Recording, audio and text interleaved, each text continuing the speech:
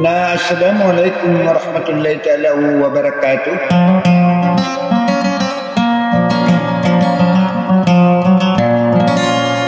Tunginakan ko Allah yung kanina salam amadu dalmun sukalilintad na gusto kapipiyagino na mampagian no siran na kubugay mamakinig sa mga edida di makanggulalan sa maranaw siya.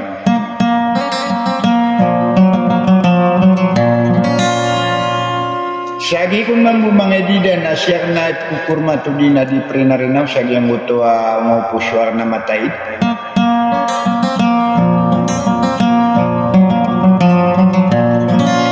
At salaka warwar ke haja Siti Reda nagu sulang-ulang wanap ketaguan sagi ang iya maabuni-bunian.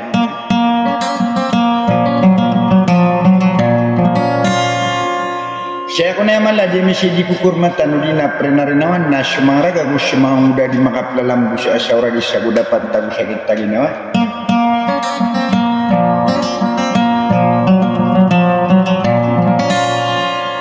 Sagi kung mambu pumangabger kanu sa mabuni-bunian nagi buswat Taiwan dangi wakalalaman di na bulay ko asag yang kaya duranaw. Ada salah kawar ko dadem panganuguni amang dapat kalilang atara pasus sa malabang abuah pinting araga alay wabituan.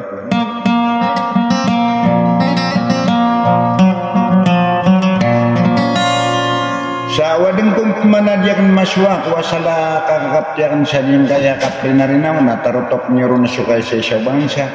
Nagusudikan di ginawayo patapak pangampungan sa iyang daranaw kabay sakpo niya pamumulos sudaw.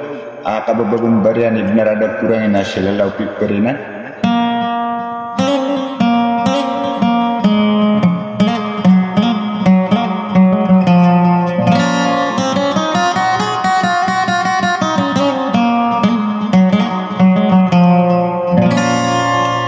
Sa kata pamakin ganyan wassalam.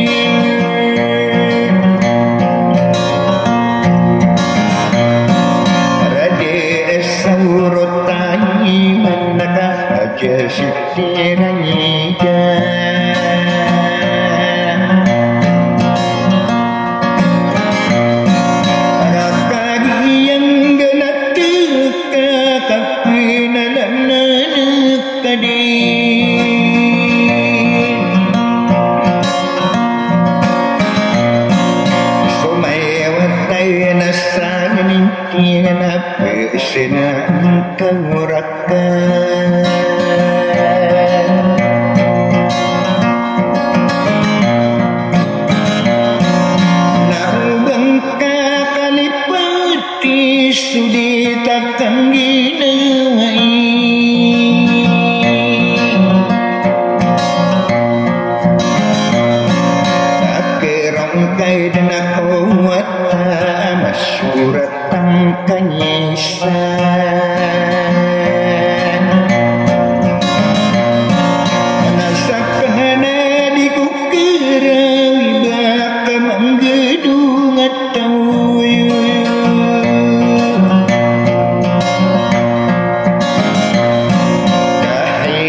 seterai daku lawangku mengetahui